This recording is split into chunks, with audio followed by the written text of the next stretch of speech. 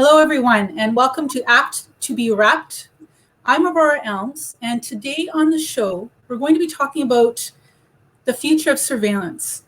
How will we respond to expanded surveillance in the future? And we're going to hear predictions from a futurist and a transmedia storyteller. So today I have on the show Peter von Stackelberg, who is a writer, an award-winning investigative journalist, and a professional futurist. He teaches journalism, transmedia storytelling, and communication studies at Alfred University in Alfred, New York. Peter's work as an investigative journalist was awarded the Citation of Merit, Roland Michener Award for Meritorious Public Service in Canadian journalism for reporting on science, technology, and environmental issues. The Michener Award is Canada's highest distinction in Canadian journalism.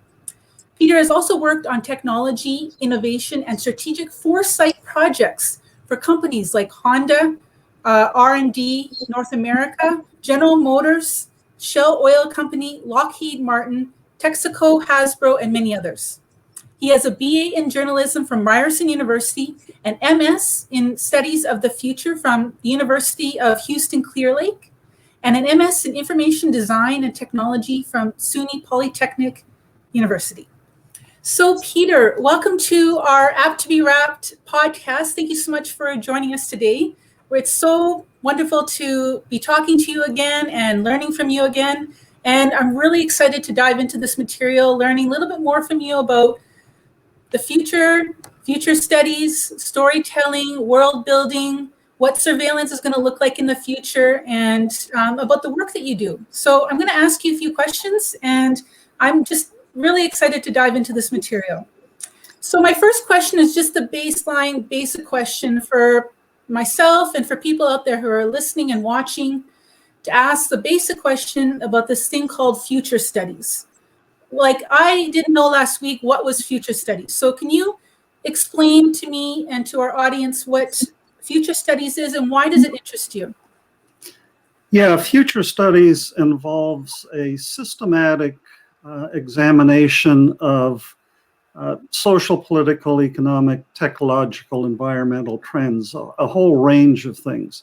Mm-hmm. It also includes a set of tools or techniques that are sort of considered the basis for studying the future. And when we talk about studying the future, basically it means getting an understanding of what our possible, plausible, and probable futures are. Okay. It's the name itself should be plural, futures. Okay. Because of the basic concept within futures studies that we have more than one possible or plausible future. Right. So it's, I could get into a lot more detail, but basically we look at trends, we try and take a look at things from a systems perspective and try and not always predict, but try and come up with ways of anticipating the future and perhaps responding proactively to it. I think I've had an interest in future studies long before I actually knew what it was. Looking back at it, my first experience was actually as a undergraduate in journalism school at Ryerson when I was involved in doing a presentation for a media and society class. At that point, I'd encountered Alvin Toffler's Future Shock that at that time was new. We're talking the early 70s when I was in journalism school. Mm-hmm. And I was intrigued. Fast forward, at least 20 years, probably, just around 20 years. And I was doing work down in Houston and was pointed at the Studies of the Future program at the University of Clear Lake. The person that pointed me at that program made the observation that I tended to think in scenarios, just habitually. So I would think about a situation, and then all the, a lot of different permutations of it. If this happens, where do we go? If that happens, where do we go? Right. And it's sort of been an instinctive aspect of the way I think, as far back as I can remember. That's awesome. So when you say that future studies is involved in looking at systems theory, and by systems theory, you mean that you're looking at not just things, but how things are in things, and then things are in bigger things. So what I understand about systems thinking is this understanding that we're all connected, that you can have cells in the body which are part of an organ, and an organ is part of the body, and the body is part of a social body. So when you're thinking about like layers of thought within future studies, right, and about the way that we can analyze those layers, it's not just an onion, but it's kind of like a moving organism almost. Would you say like that you're studying and how you are looking at the different parts in the whole? Is that what you mean by systems thinking? Yeah, in a nutshell, systems thinking involves a variety of different domains,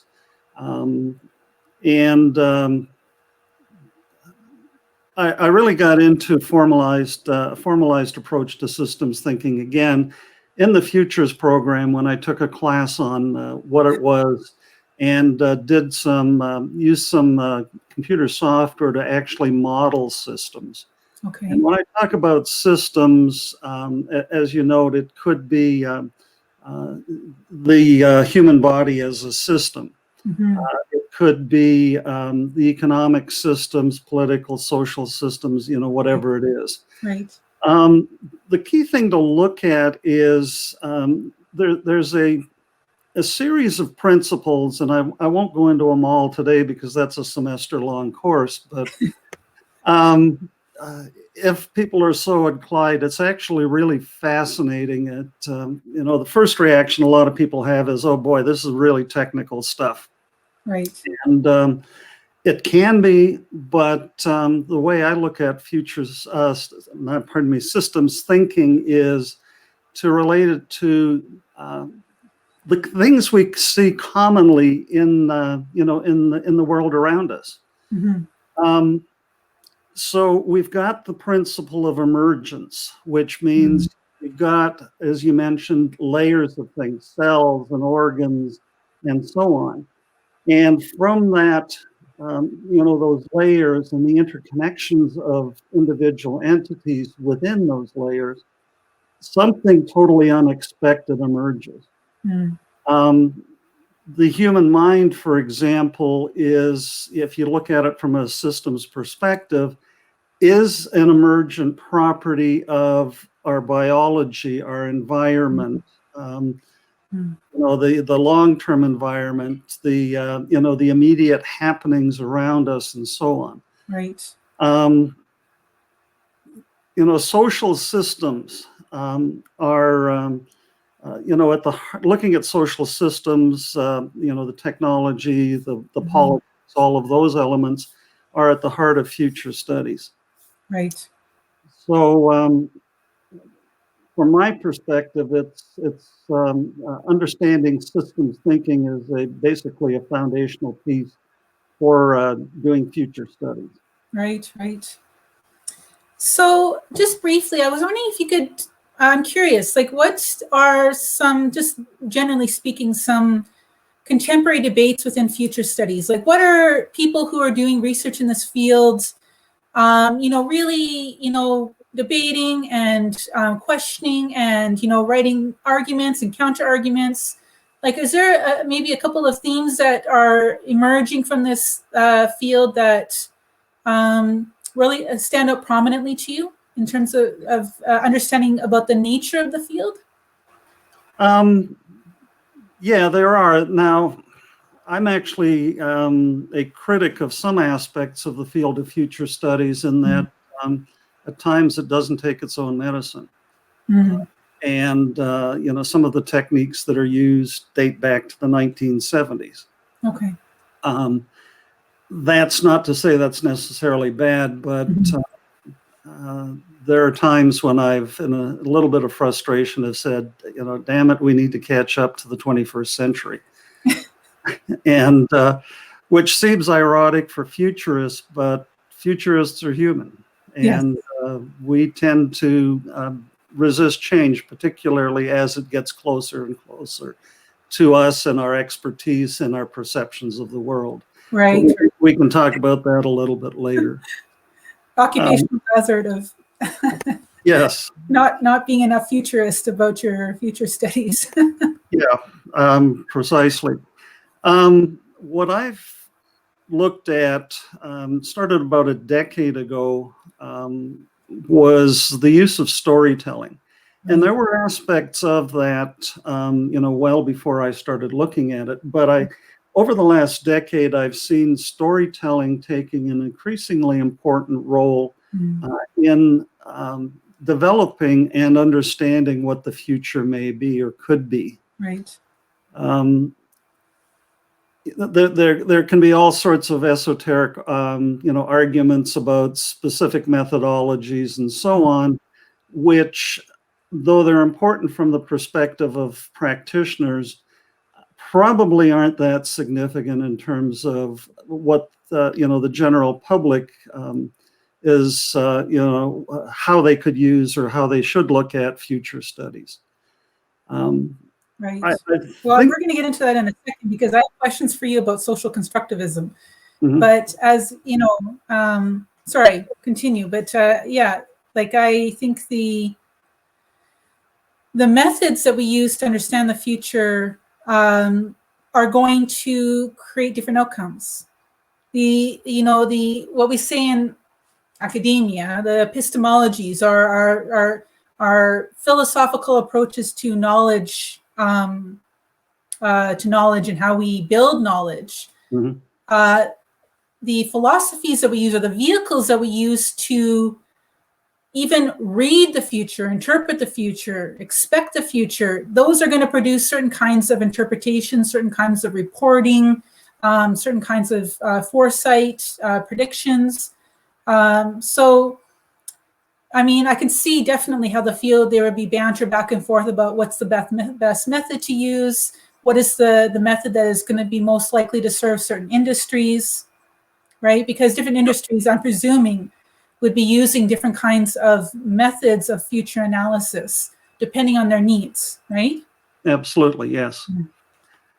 Yeah, I think the bigger issue, and I'm, quite frankly, I don't know if it's subject of enough debate within the futures field, is how the general public, how, politicians, how, the audience for the work that futurists do. I think there's I know there is a misperception of what futurists do. And you actually mentioned it right up at the top, and that's the prediction. There is a broad perception that, all of futures relates to predicting what's going to happen. And that's really not the case. Prediction is a small piece of it. Okay. But there's much, much more to it. And in fact, the whole notion of predicting the future has been soundly rejected by a very significant number of practitioners in the field. And they're much more into looking at what are the possible futures, how can you use the future to design things and so on. Right. From my perspective, there's a range of applications within the futures field. So there is a place for prediction, which basically says, this is our best estimate of what is going to happen at, 5 years from now, 10 years from now, and so on. The further out you go, the more difficult, being spot on with a given prediction it gets more and more difficult. It's almost like a funnel in terms of your focus. So a 5-year prediction in some fields can be made with a high degree of accuracy.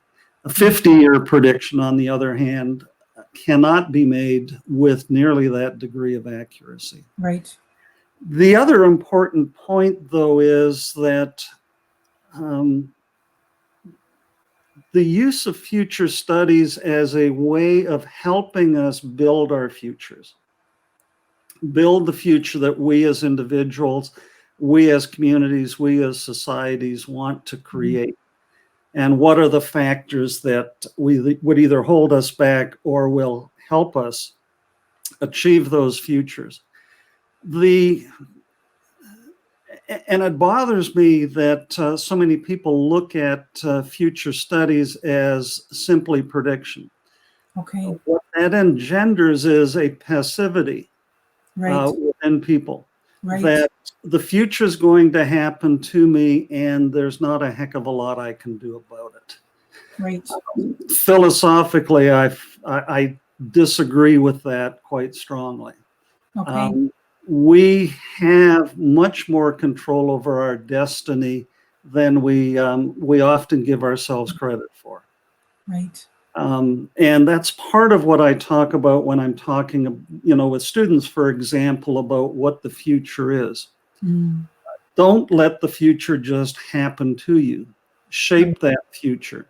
You can't control all of the factors that are going to affect you, but there are large elements that you can that you can affect, that you can change, and as well you can change your attitudes, your beliefs, your feelings. Absolutely. On those things you can't control. Absolutely. Yeah, wonderful. We're going to be tying into this more with other questions that I have for you, but my next question is related to the topic right now of surveillance. We know right now that, the general public has an awareness of many forms and ways in which they are surveilled by governments, by corporations, by individuals. It's not so much anymore like 200 years ago where the neighbor was peering out their window at you. Now we know that, or even the monarch was keeping tabs on you. It's now today where we have CCTV in many countries. So closed circuit TV cameras everywhere. In fact, there's many prominent cities you can go on where you cannot be on a single corner without seeing a camera staring down at you. But beyond that, our data is being monitored. So anytime we use our phone or use email or use SMS or any kind of text messaging kind of service, some amount of that data is being mined, is being collected. Certainly, there's way too much data for an individual person or an individual representative of any of those entities to go through manually. But now we have, machine learning and machine capacity to go through that and just kind of filter it and designate this data in different places. Phone tapping has been a long time method of governments and police and national security apparatuses to monitor people. So these are things that I basically know are going on. I know that that my phone is potentially monitored by the corporation that created the phone, that I cannot be certain that within my phone is not some sort of mechanism to watch where I'm surfing, where I'm going. I know that, for example, funny things with our Alexa. So our Alexa, if we say something around our Amazon Alexa, we suddenly find ourselves getting advertisements related to the content of our discussions. And we have 3 Alexas. So I'm aware of these things. But I was wondering if you could describe what the future might look like in terms of surveillance. What can people expect in terms of transformations in this area? Yeah, I think what we're seeing and what you've described is we're already well into this surveillance society, and we have been for quite a while. Mm-hmm. The challenge in the past is so much information has been collected on us individually and as groups and communities that they couldn't analyze it effectively. There was a glut of intelligence, if you will. Yes. That basically meant the surveillance was not as efficient and as effective as it could or should have been, depending on whose perspective you're adopting. Right. The development of machine learning, as you mentioned, is going to change that. It'll be the organizations, and I say that in terms of organization as opposed to the government, because as you note, Alexa's not a government agent. It's an Amazon agent. Yes. What artificial intelligence, machine learning, those technologies will allow is increasingly sophisticated analysis of even the most minute pieces of information. There is, a couple of, serious concerns. One is certainly American society, and I don't see, having, speaking as somebody who grew up in Canada, I don't see Canadian society being that much different from the perspective of surveillance and its acceptance thereof. For sure. With these technologies, it'll become much easier for an organization to really dig deeply into who you are, what you like, what your connections to others are, to really map out your entire social network, and start to understand more about your life than you may like. Right. And either deliberately or inadvertently reveal things that you don't want revealed to others about your life. The example that always comes to mind is the young woman who got flyers in the mail from Target advertising a lot of products that related to pregnancy. Right. Her family had not been told that, in fact, she was pregnant. And that was problematic. Oh, wow. That's an example of what can happen. You notice you'd mentioned Alexa seems to basically rat you out when you're talking about certain topics. So what, I think what people need to be aware of is their willingness to accept the intrusion of organizations like Amazon into their lives, and basically shipping all that data elsewhere. I actually refuse to have Alexa in my home or anything similar to it. Right. Because I'm really not that interested in Amazon picking up what I'm saying with my wife. Right. Or when I'm shouting at the television because they're doing something stupid in Washington again. It's the Internet of Things too. It's the biometric scanning. We had talked last week about how even in 2002 or 2003, I had my irises scanned at the Omani Emirati border.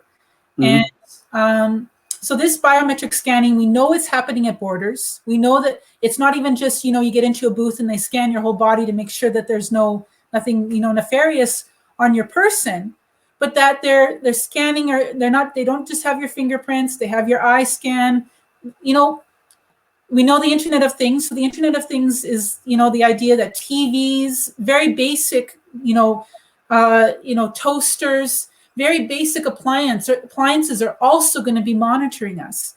So can you speak about how we are going to be coping in the future with these transformations, that there'll be little cameras everywhere and there'll be scans everywhere? Like, what is maybe I'll hold off. Oh, well, I'll ask you this. This is my fourth question. So I will tie in what I just asked you with my fourth question. So let's talk about, you've been writing stories on this area, okay, and about how human beings are going to be coping with ubiquitous surveillance in the future. So, the biometric scanning and the Internet of Things and all of these things that we've been discussing, the corporate surveillance, the expanded government surveillance. Right now, we have environmental groups which they can't even meet in a community center without being surveilled, without having spies inside of those community centers watching what they're doing, because they're seen as a national security issue. So what are some of the ways that we as human beings, since we cannot escape the age of surveillance, what are some of the things that we're going to be doing to cope that you see? Well, yeah, what I've been looking at in stories is, as you mentioned, a society or societies in which surveillance is everywhere. Right. And the vast majority of people are just fine with it. However, there is a minority that does not want to be surveilled for whatever reason. Right. It's not so much a prediction that I write as a thought experiment, if you will, about advanced technologies and what that might do in a situation where people don't want to be surveilled. Right. There are gait monitoring applications. They watch how you walk and can peg based on the gait, certain individuals. Okay. I had read about an example where somebody put a pebble in their shoe to change their gait. So some of these countermeasures are, very low tech. Interesting. The opposite end of that is a thought that I've been tossing around from a story perspective of the development of interactive tattoos. You have a nanomaterial, a bioluminescent material, something like that, that serves as a tattoo ink. Only you're able to control the patterns that are highlighted and darkened. So perhaps you, in your ordinary life, you've got a tattoo that's really not visible, but if you want to go out, you essentially make a fashion statement and an anti-surveillance statement by turning on, facial tattoos that in some way change or obscure your features from the surveillance technology. And then in the process become trouble. I'm sorry? And then in the process of doing such a thing, you become trouble. It's like people who are refused biometric scans by putting some kind of lens in on their eye. Or, as you said with the gait, like how people walk. People will be able to be identified by how they walk. Mm-hmm. Just by altering your walking, you're putting roadblocks for those who seek to have this information, to be able to monitor it, to be able to collect it for their own ends. I mean, let's face it, at the end of the day, people who are surveilling mainly for their own ends. We know that there's a story that a lot of surveillance is needed to protect, for example, national or societal security.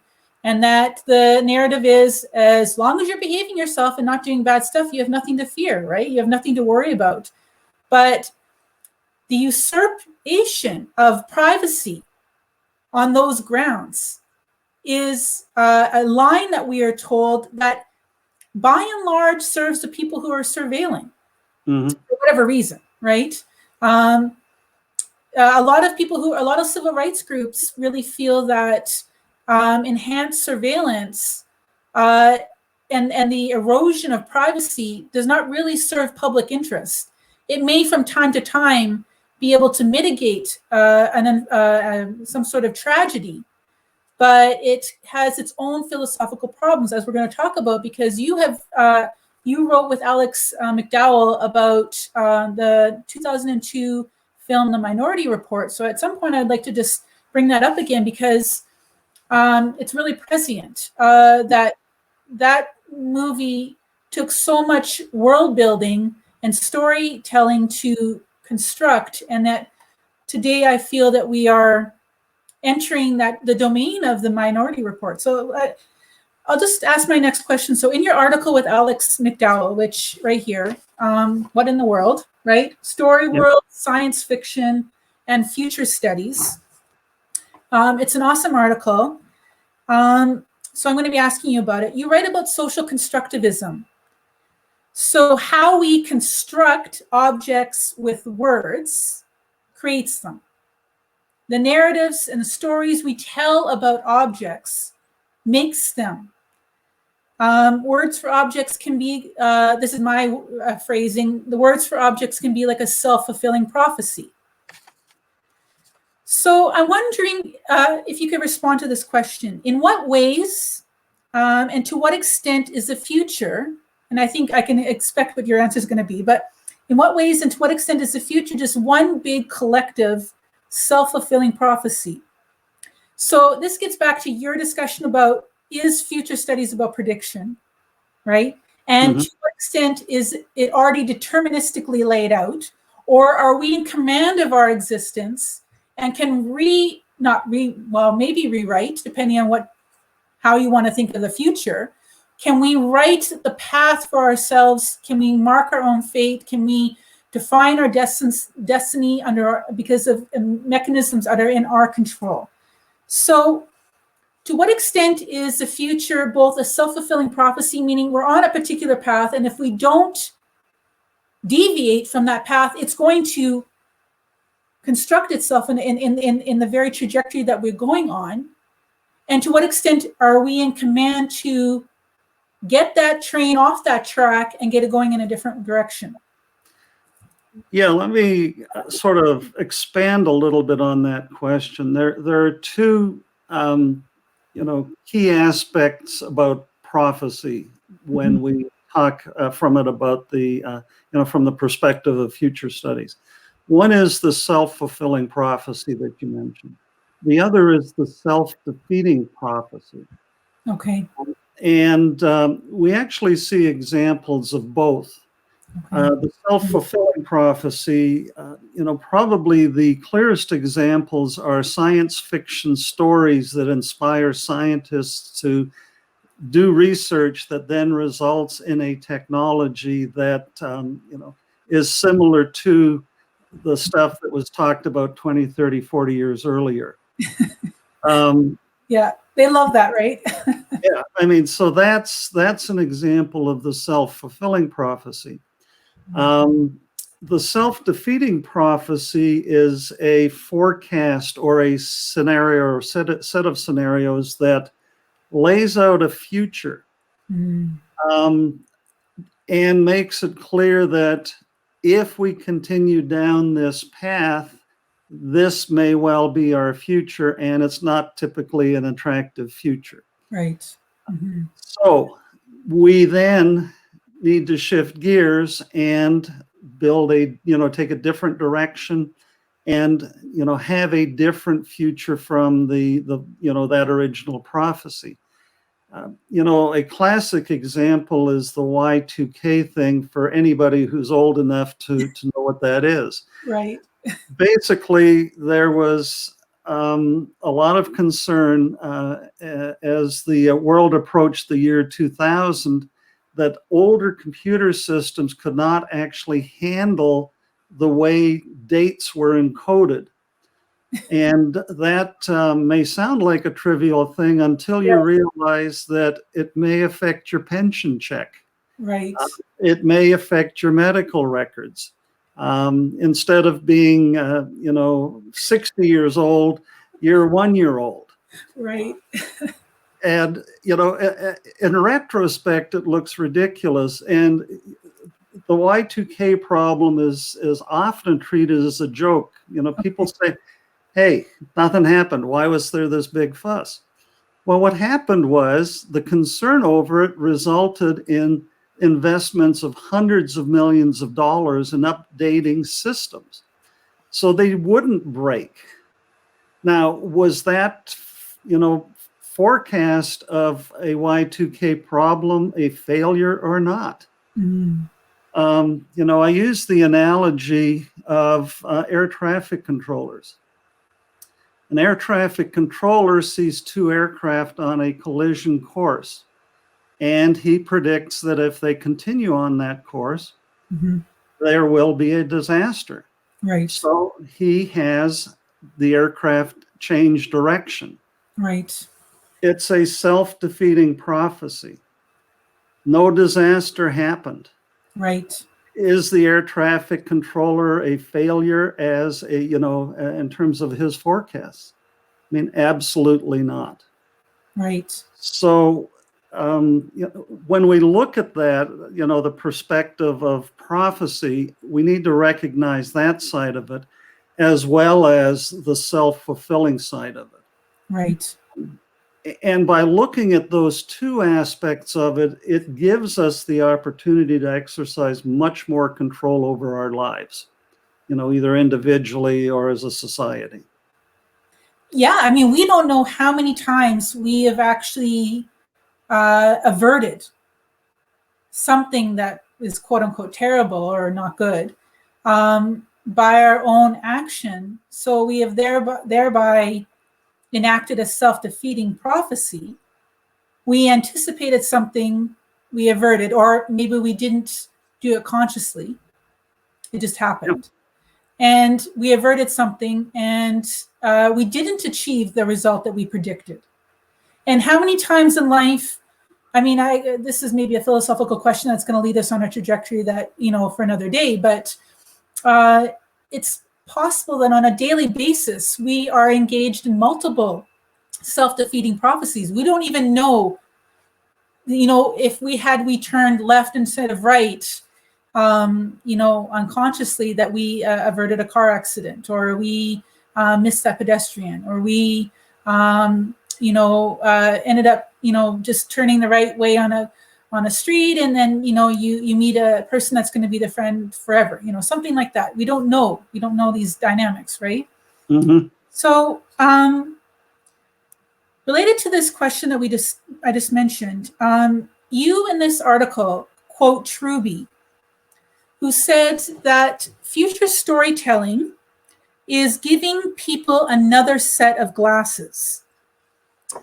So why is foresight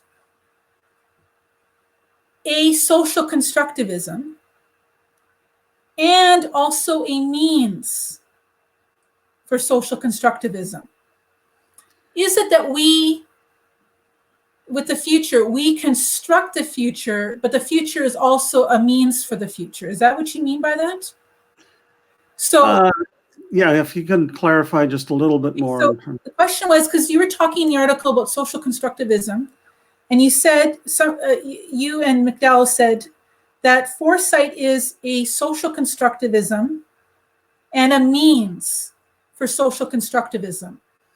So the capacity to anticipate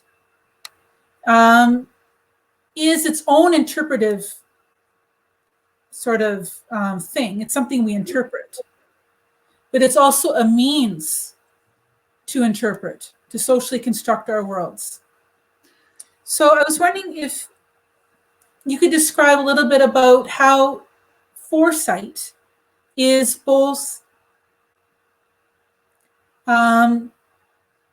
something that we construct and something that we use to construct our worlds. Yeah, it's what we're looking at is, going back to systems theory, it's a feedback loop. Okay. And when we talk about the future, for example, and this is one of the aspects of scenario development in organizational settings. Mm-hmm. The objective at times, often in fact, with scenario development is to have people within the organization start to look at all of the factors that can impact their future. Okay, right. And then start to identify ways of achieving what they consider to be their preferred future. Okay, right. So the simple fact that you're talking about the future gets you thinking about things in a different way. Okay, great. Which then causes you to move perhaps in different directions. Unfortunately, again, the perception of a lot of people around the work of futurists is it's all about prediction. Right. And too often in organizational settings, I've seen wonderful scenarios done saying this, this is a possibility if these factors occur. This is a possibility if these factors occur, right, and so on. And you've got these multiple scenarios. And we sort of back up from there and say, okay, what factors are in your control, right, as an individual or as an organization, and how can you apply them to move in the direction of your preferred future? It's like predictive modeling in mathematics. I mean, yes, you can do predictive modeling because you're working with numbers or you're working with some sort of data that seems constant. But when you're working with human worlds and you're trying to, do predictive modeling with human worlds, there's a lot of assumptions embedded in that there's going to be some things that are going to remain constant. I mean, certainly we're going to get into this, but, coronavirus is a perfect example of how something, ostensibly was very unpredictable, or something that came out of left field that altered the course of the way that human beings are structuring their lives, organizing their social systems, organizing their communities, organizing their communication, right? And so predictive forecasting is an industry. And there's a lot of people that will pay lots of money to get the word of an expert on what kinds of things they can expect down the line based on certain kinds of inputs. But from what you're saying, there is not everything is being told in that line of work. Is that what you're saying? I wouldn't put it quite in the terms you use, where not everything is being told. Mm-hmm. I think from the predictive side of things, there are places where prediction is practical and it's possible to do it pretty accurately. Right. There are other areas where, a single point prediction is impossible to do for a variety of reasons. Right. Including the fact that we've got highly variable individuals involved in, shaping the path that system will go. We're all systemically connected, right? We're all connected as a system. We're connected to China, to India, to Belgium. All of us are, Brazil. All of us are connected through flights and everything like that. So sorry to interrupt you, but the system's part of reality is its own kind of unpredictable variable. That our interconnectedness creates certain kinds of constants, but also creates certain kinds of variance that can go on any number of different trajectories and different paths, depending on any number of kinds of new things that get introduced, new technologies, new geopolitics. I'm a political scientist, so geopolitics figures in there. Something happens between China and the US that affects us all. It's like a domino effect, right? So sorry to interrupt you, but that's kind of how I would respond in thinking about this topic that you're talking about. Yeah, there's a couple of things I want to mention. First, assumptions, and remind me to come back to the butterfly effect if I wander off track and kind of forget it. But part of the job of futurists is to have people examine their assumptions. What are you assuming?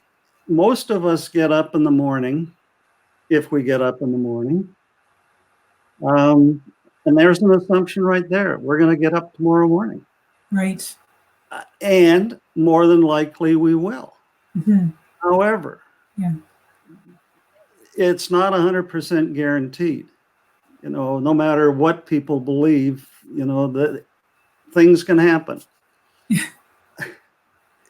All sorts of things could happen. Yes. And that's, that may seem like a simplistic view of it, but we assume that the university I'm teaching at, the students are going to be there tomorrow. That I'm going to have most of my students there. We assume that, you name it, yes, is going to be there tomorrow, the next day, next week. We assume that our life insurance is going to be used at some point. So it could be anything from assumptions we make about what's going to happen in the next couple of minutes to assumptions that we make, a lifetime away. Right. So this business of examining assumptions is absolutely critical to being able to basically make the future for yourself, as opposed to having somebody else determine it for you. So what do you mean by that exactly? So you make predictions that you're going to wake up in the morning. You make predictions that the milk is not going to have gone bad, whatever. And then that gives you greater power over your life, is having those assumptions or anticipating that your plans could be altered by something that comes out of left field. It's really understanding that you're making the assumption. So I'm assuming something will happen next week on Monday. But if I know it's an assumption and that these factors go into, developing that assumption, if these factors change for some reason, that assumption is no longer valid. Right. Most people, they simply go with the assumption because that's the way it's always been. Right. And it's not necessarily that the assumption is wrong, and it's not necessarily that having assumptions is problematic. Right. It's the fact that those assumptions so often go unexamined. Right. And that's the root of a lot of problems in our society. We make a lot of assumptions, both individually and as a society, about a whole host of things, without really looking at what underlies them. It's like we lean on the assumptions. We assume certain things are going to be in a certain way, and we lean on them as a security mechanism, as a mechanism for predictability in our lives and stability. But because we lack self-awareness about the assumption and about the fact that things could change and could alter, that is when you are overwhelmed, when you get a flat tire, or something happens that causes you to have to go to the emergency room when you didn't think you had to, and so then you can't do the meeting that you thought you were going to do, or whatever it is that was this big job interview, and you had to, something happened and you broke your toe and you had to go to the emergency room. So the assumptions embedded in that and the lack of awareness about them is disempowering. It's actually empowering to be self-aware about what we're assuming in a day is going to happen, and the fact that they are totally capable of being altered. Yep. Right. Yeah, absolutely. It's a matter of being self-aware, knowing yourself, knowing what you're thinking, why you're thinking it, and so on. Now, it's easy for me to say that, much harder for all of us to do that in practice. But that's, just because it's hard doesn't mean we shouldn't try it. Right. It's critically important if you want to have control of your destiny. that you do these things. Mm-hmm. If you're fine just cruising along, going with the flow, not worrying about it because somebody else is taking care of business, right, it may seem like you're free, but when things, the assumptions don't pan out, then you've got yourself a problem. And in many cases, a problem that comes totally unexpectedly and leaves you totally unprepared to deal with it. right. I.e. the coronavirus and about a million other things. So my next question was tied into that. It was about why does forecasting, scenario development, or even building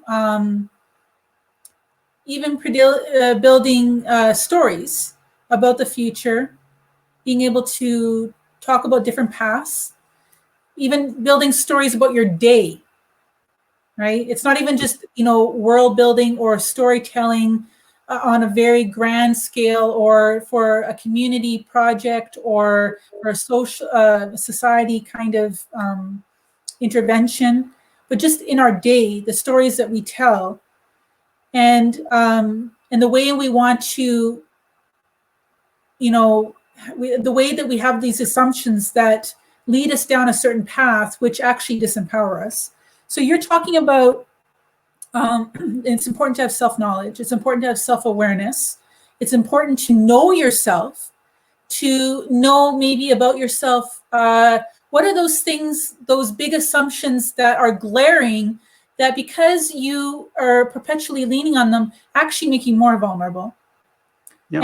And developing your knowledge about. So why is, you said it a little bit about how if we test our assumptions, or if we subject our assumptions to scrutiny, this allows us to have greater control over the paths that we take and the ways in which paths diverge depending on something that happens.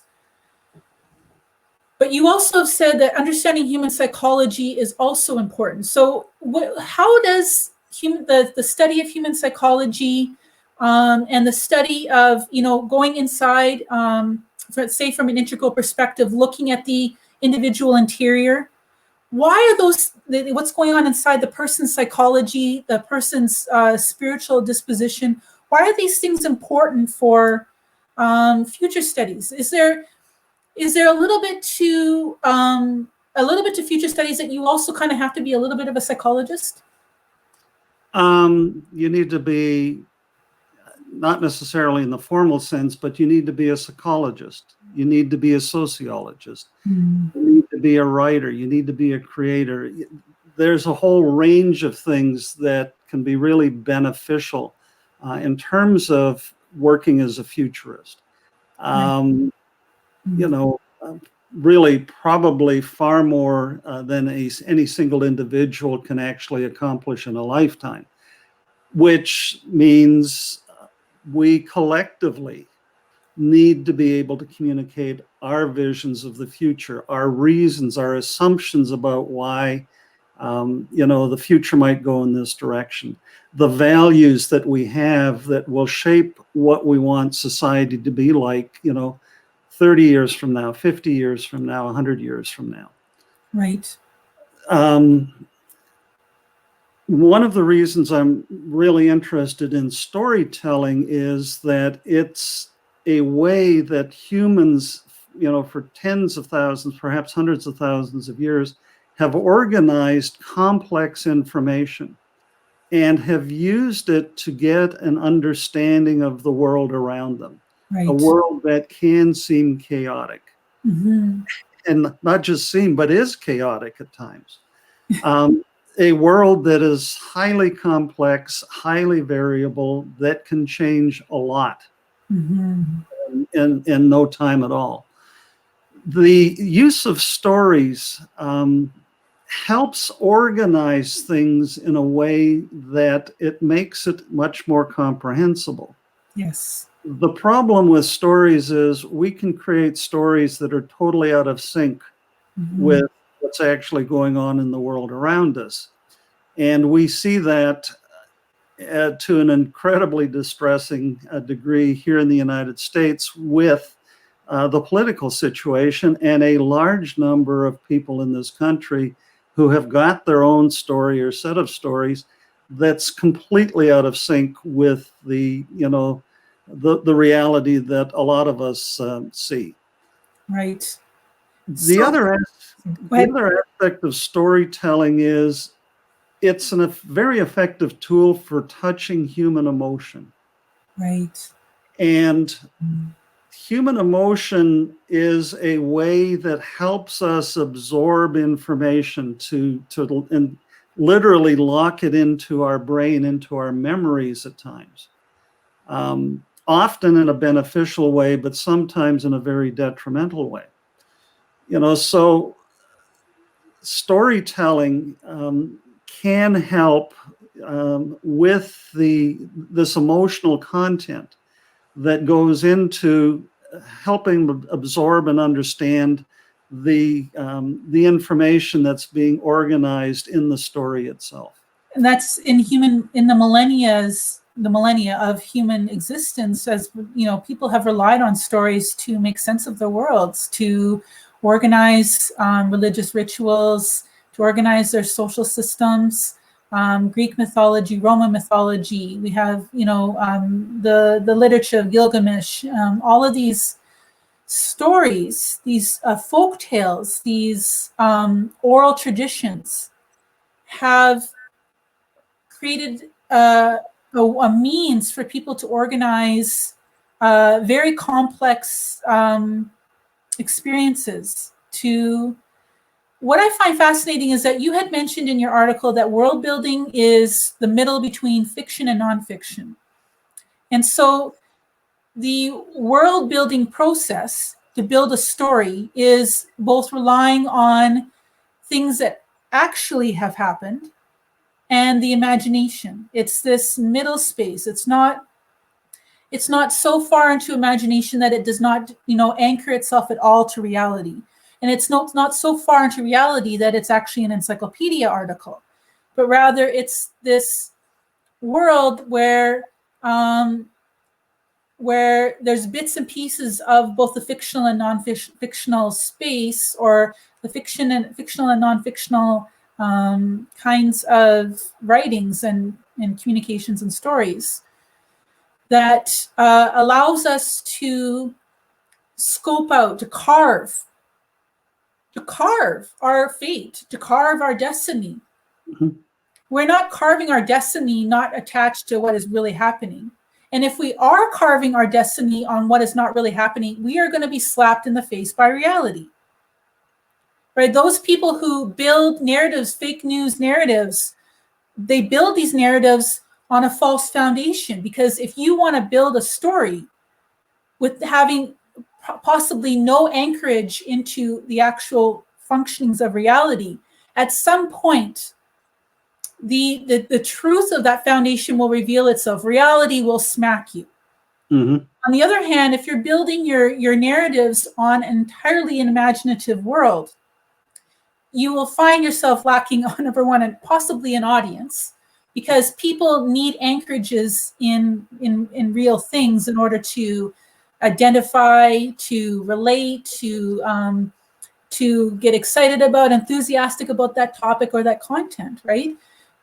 Yes, we are excited about science fiction, which defies many things in our world, but there has to be something about those science fiction storytelling which relates back to our, contemporary existence, however technologically advanced we are, in order for us to relate, right? Yeah. So it's just interesting how you're able to tie in both the politics and narrative construction and future studies. And I never realized before this conversation how much our consciousness of assumptions, our consciousness of both the way that we handle and balance facts and nonfictional realities, and imagination and probing and creativity, that we're doing it on a daily basis to a greater or lesser extent. Those people that are the fake news people are way, way more in imagination than they are in reality. And And at the end of the day, there will be political narratives being told, built on that foundation. But, I would say that it's eventually going to reach its logical conclusion. So let me just respond to that question about world building. Yeah, there's really a spectrum between, and I use the term advisedly, the real world and these fictional worlds. And you can go between those, and build your world somewhere in the middle. Mm-hmm. Or, you can build a range of worlds that are, somewhere between our objective reality and whatever it is that our imagination has created. Right. The problem with reality is it's not a single point that you can put a pin in and say, now this is it. Right. Let me give you an example of how it became crystal clear to me how reality can actually be such a slippery thing when we try and put our hands around it.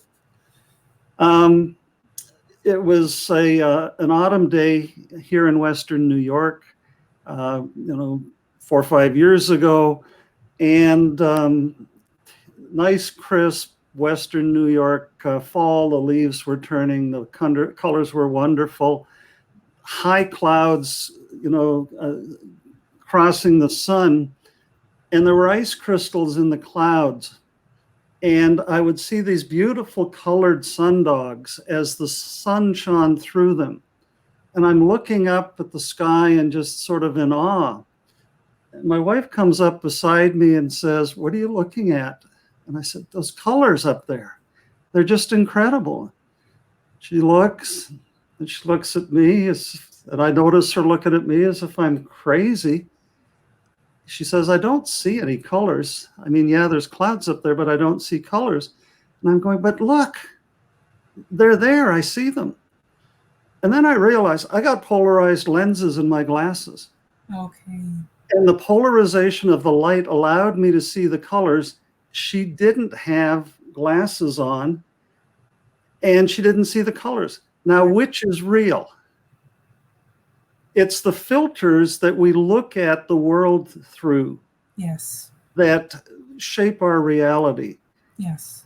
And some have just a little bit of polarization in their lenses. Others have, funhouse trick mirrors in their lenses or something that just distorts the world in every which way. Right.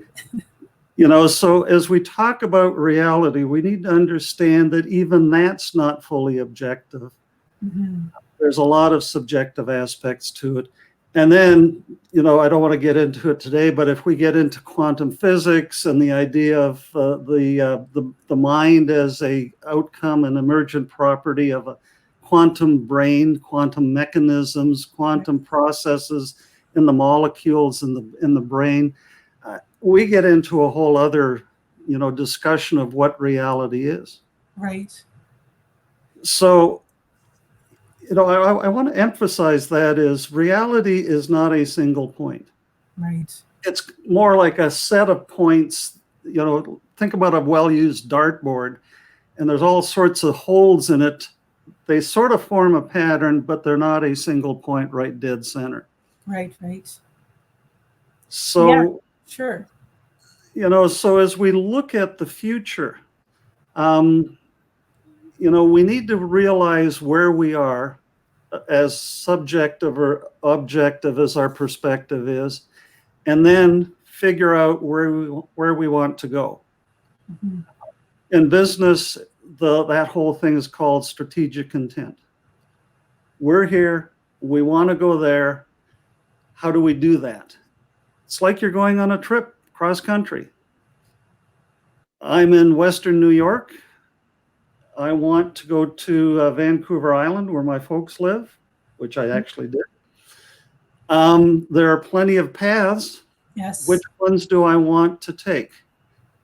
And something happens along the way. There's a road closure. Okay, I need to change my path. Around Lake Superior. Yeah. I mean, there are obstacles and things that change your direction along the way. You still have an idea, though, of what your goal is, what that strategic intent is. Right. And having that gives you something that can help you deal with the changes along the way, the unexpected events and so on. Mm-hmm. To really, from an individual perspective, to really understand and have those goals means you need to understand yourself, Right. your strengths, your weaknesses, what you want, Mm-hmm. what's meaningful to you, and so on. Right. So again, it comes back to self-knowledge, self-awareness, and so on.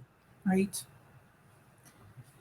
So I wanted to ask you just really quickly, just because I have you here and you're in this field, what are soft and hard world building? What's the difference between soft world building and hard world building? I would look at them as a spectrum. Okay. Hard at one end, soft at the other end, Mm-hmm. and probably infinite in both directions. Okay. Basically, hard world building is like the kind of world building Tolkien's done, Yes. where you know every detail of the world that's being created, right down to the species, the hobbits, the orcs, the elves, the whole business. You invent a language, Mm-hmm. you invent a complex history, and so on. Then, at the opposite end of the spectrum is soft world building, where you do very little of any of that, Mm-hmm. and you just have a world that is of use within the story you're telling. Most of the world building I've seen, falls somewhere in between. Most people do not spend a decade or more the way Tolkien did to create this elaborate world. Right. I think it was actually far more than a decade. Yes, it was a long time. Yeah. He was building the Elvish language before he even wrote The Hobbit. Yeah. So, again, we're talking about things on a spectrum. Mm-hmm. Part of what I talk about with my students when we come into things like hard world building, soft world building is, I'll say there are no absolutes in this stuff. Right. Build the world that works for the purpose that you're trying to achieve here. Okay. And don't get hung up on it. I mean, world building is a tool. Mm-hmm. It should be practical. It should be something that enhances what you're doing, not hinders what you're doing. Right. And there's a tendency for people, and particularly people in academia, to say it's this or it's this, Right. and then have vicious arguments back and forth about who's right and who's wrong. And my response is, you're both idiots. Right. One of the things about systems thinking is you can accommodate paradoxes in your mind and see a deeper truth. Yes. Because of the paradox. But, some of the ridiculous academic debates that I've seen are, arguments basically the equivalent of how many angels can dance on the head of a pin. Right. I don't care. Just give me the tools, let me use them, let me adapt them, let me toss them out if they're not working. And, I want to get on with my storytelling. So if the marrying of those two different things, if they run a spectrum, like hard world building, soft world building, and then you use that spectrum based on your own purpose, isn't there certain things about hard world building that are constraining, restrictive? Like once you start to build something, you're constrained by the world that you've built. You're constrained by the parameters that you've put for the characters or for the objects in the story. Yes, it is true. As human beings, to a large extent, we are constrained by the reality of gravity, for example. Mm-hmm. That is something that from a hard world building perspective, we can escape a little bit, but at the same time, if we're going to construct our worlds and believe that we can chart our path to the future, that we have the power to shape our destiny, and that we want to have that balance between the hard and the soft world building, keeping in mind that there are certain physical forces, certain laws of physics that right now we consider a little bit inescapable, while recognizing that they are not deterministically necessarily determining our future. Yes, we know that the world will probably operate in terms of gravity. That's just one example. That's just a physical law. But there are other things about our world, like we could talk about social systems or social issues or dynamics that people would consider a hard and fast reality, when really, if we move in more into a soft building imaginative pose, we could get away from the constraining nature of that hard world building assumption. Isn't that the case? Like, sorry, I'm just talking, but. Yeah, no, I think you're right. The reason you world build is so that you've got a foundation for the stories you want to tell out of that world. World building is a place to start the creation of your characters, your settings, the events that happen, the stories, and so on. Mm-hmm. If they become so constraining that they're a hindrance to you, then you've gone overboard. Okay. Let me give you an example. And I don't want this to become an official term, but, science fiction using hard futures, right, is something that I've been using as an approach for a world that I've been building, both consciously and unconsciously, literally since the 1989. Okay.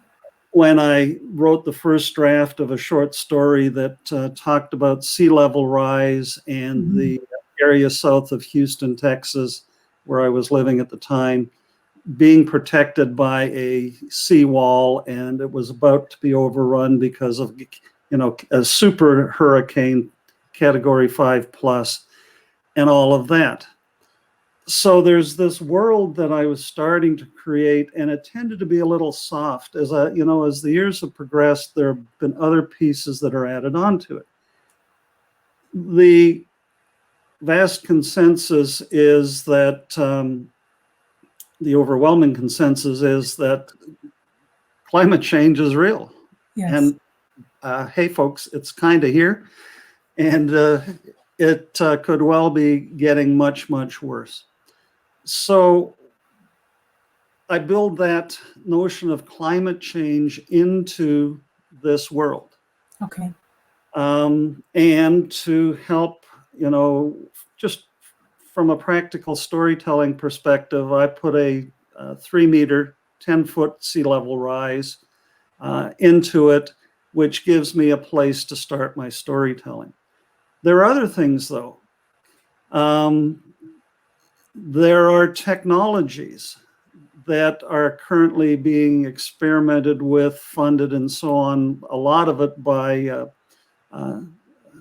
basically .com billionaires, right, to extend life, thoughts and studies, and, I'm not sure the state of the experiments yet, but to actually transfer human consciousness from, the biological to the cybernetic.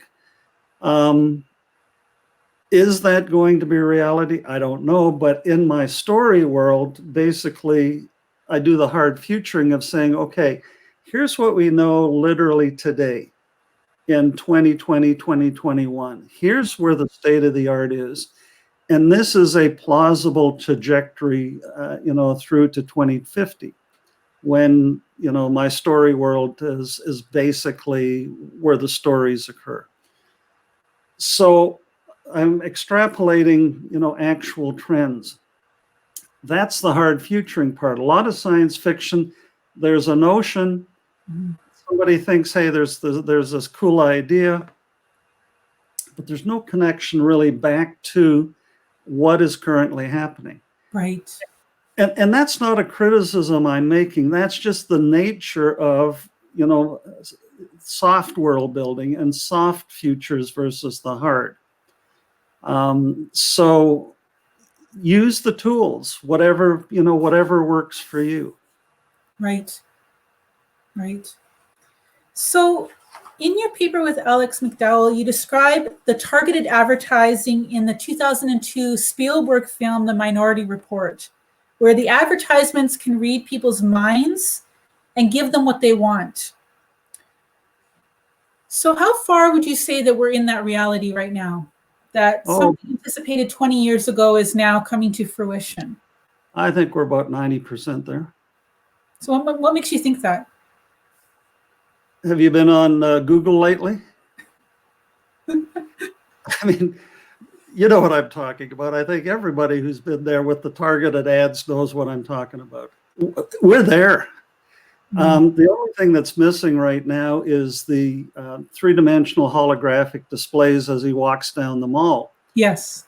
You even, and it's not that they're reading his mind so much as, Yes. and if you look carefully at the movie, it's a retinal scan. They recognize the retinal patterns, and from a plot perspective, he's worried about it. Anybody in this conversation that had a retinal scan? So, I mean, we're 90% there. The 3D holographic displays as you walk through the mall, we're not quite there yet. There's now a big question, are we even going to have malls? Yes.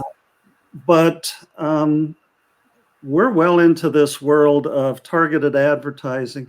And at the heart of it is, again, what we started out talking about, and that's surveillance.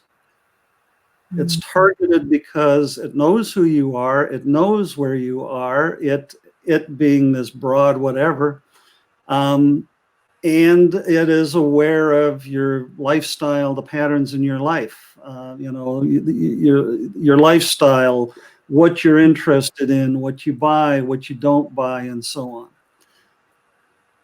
So, as I said, my estimate, we're about 90% there. Yeah, I mean, if they start to scan our retinas and can tie that biometric scanning back to our browsing history, our purchasing, our buying preferences, the things we're searching for, the conversations that we have on, and the Alexa can hear us, and our phones can hear us, and governments have relationships with corporations which allow them to collect that data from our phones for their own purposes, then yes, we are going to live in worlds where, like I always say, that there's ROI, there's a return on investment for any policy decision.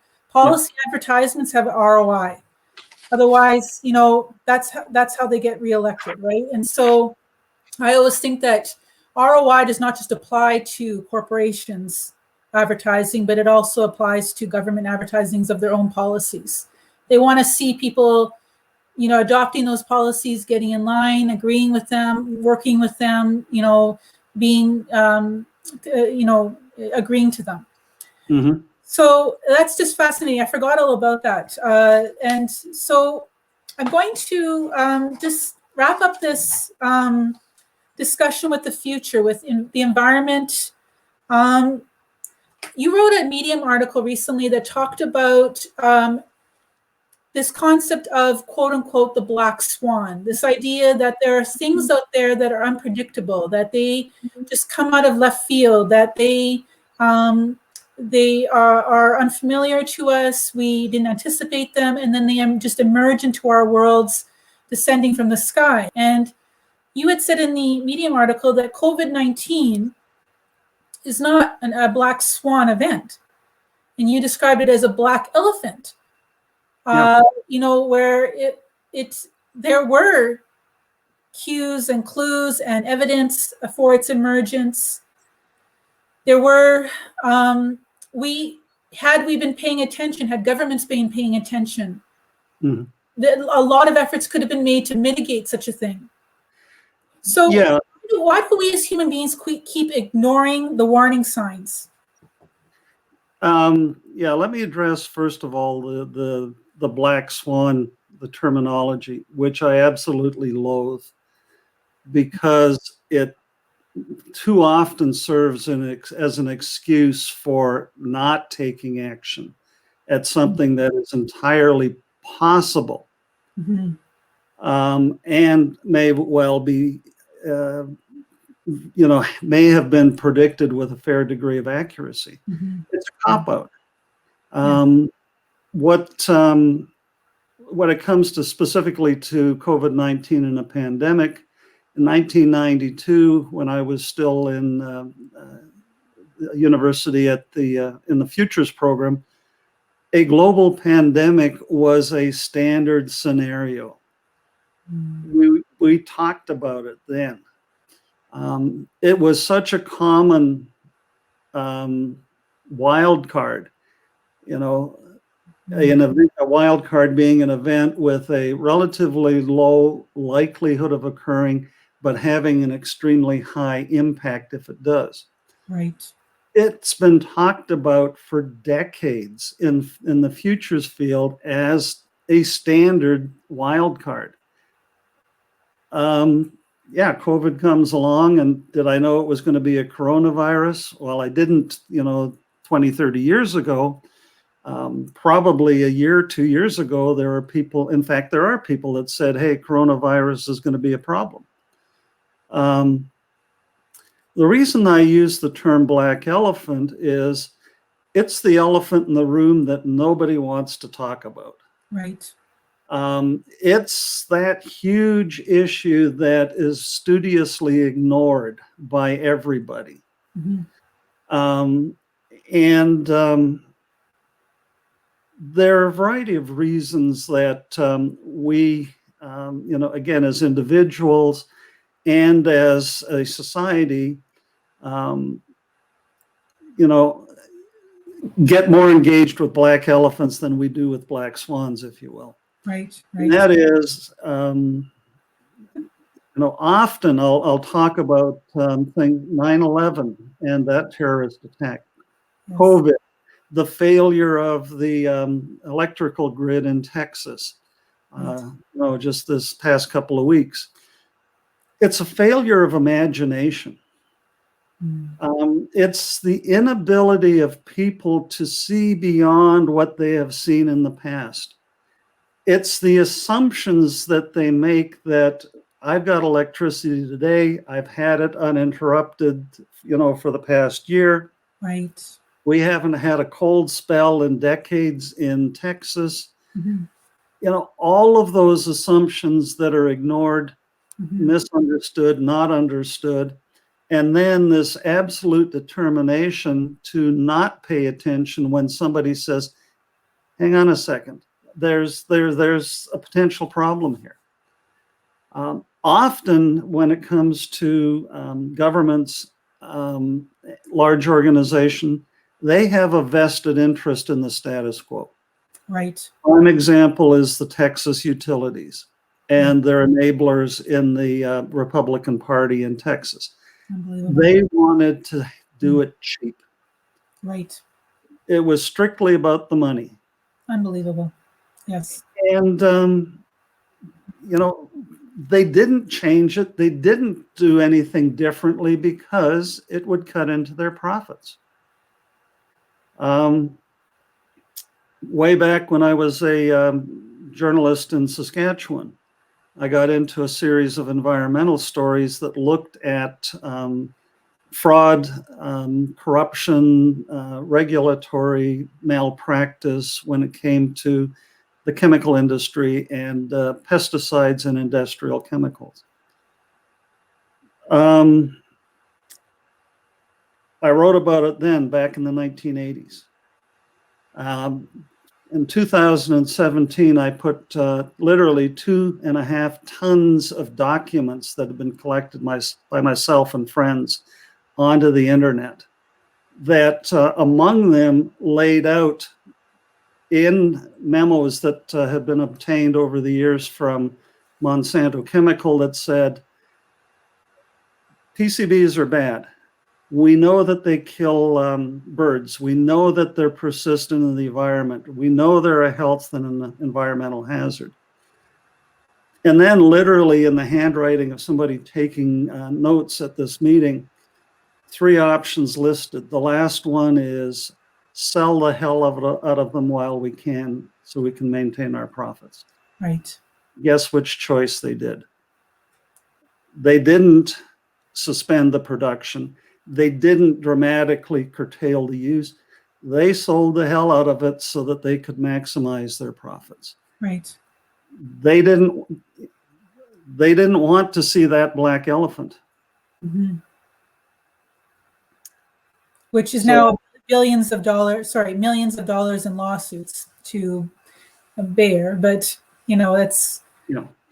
Yeah, the last count I saw, and I'm actually pretty proud of it, that I had a hand in costing them $850 million in settlements so far. Good. There were documents that I made the Attorney General of the state of Washington aware of that they did not have, including the one I just mentioned, where they said sell the hell out of it. And, that helped tip the balance. So, this is probably a good place to, address the issue of what can I do as an individual? Yes. Took me 40 years. I, at times, didn't know if it was going to make a difference, but I persisted. Right. I had a vision. I had a mission to get this information out. I used my skills. I used the talent I've got. I used, the networks of people that I knew to help facilitate that. And ultimately, it bore some fruit. Mm. We are all part of a system. Yes. Many years ago, one of my professors in one of the classes in the Futures program asked everybody in the class, why are you here?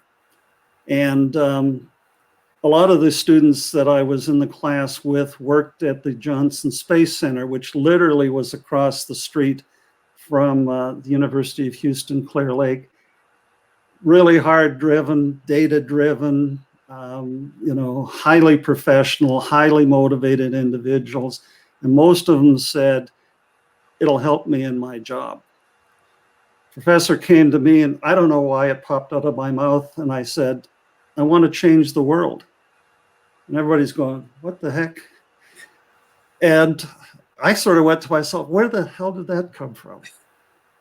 But as I've reflected on it over the years, I've realized I can change the world because I'm part of a system. If I change myself, by definition, I've changed that system.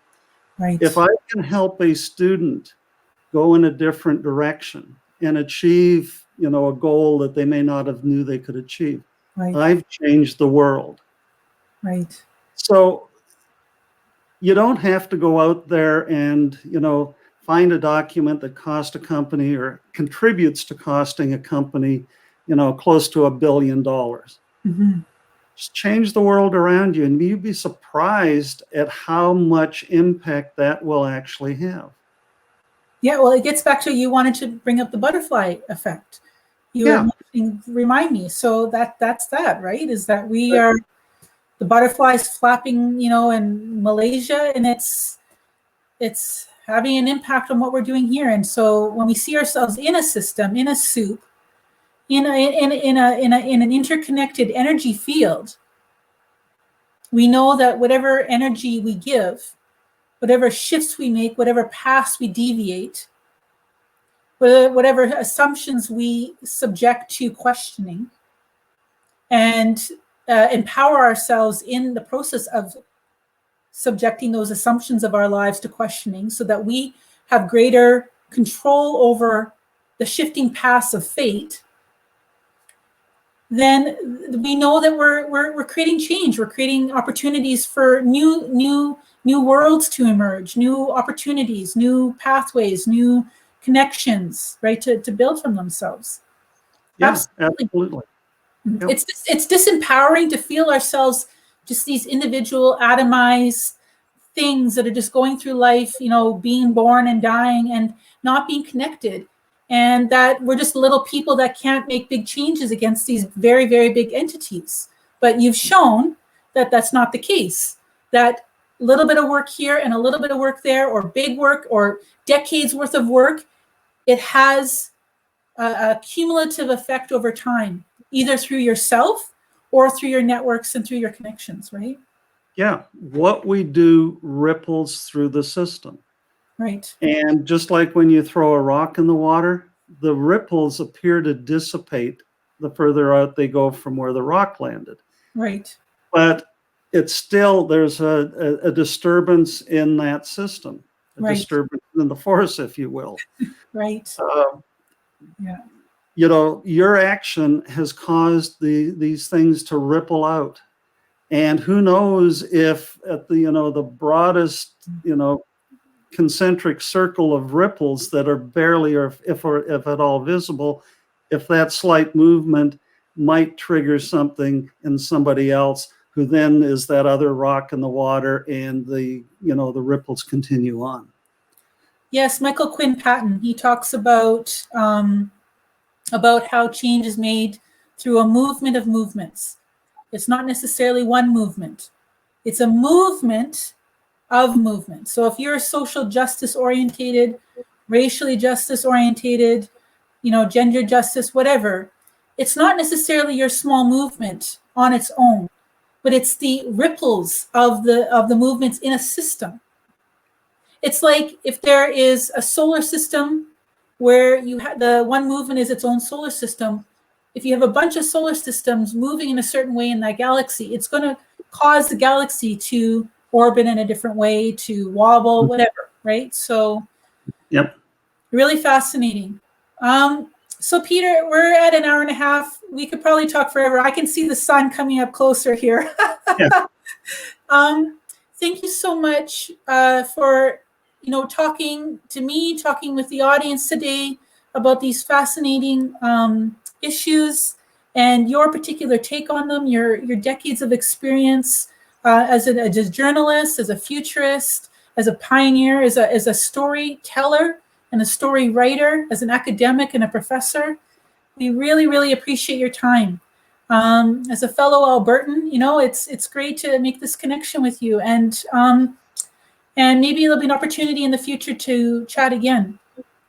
I certainly hope we can chat again. And I just want to say to anybody listening to this, you can change the world. Start anywhere, start somewhere, do anything, do something. And yep, away we go. Absolutely. Okay, thank you very much, Peter. So thank you to everyone watching this episode of Apt to be Rapt. We will have more episodes as often as we can. Thank you very much, and take care. Have a great day.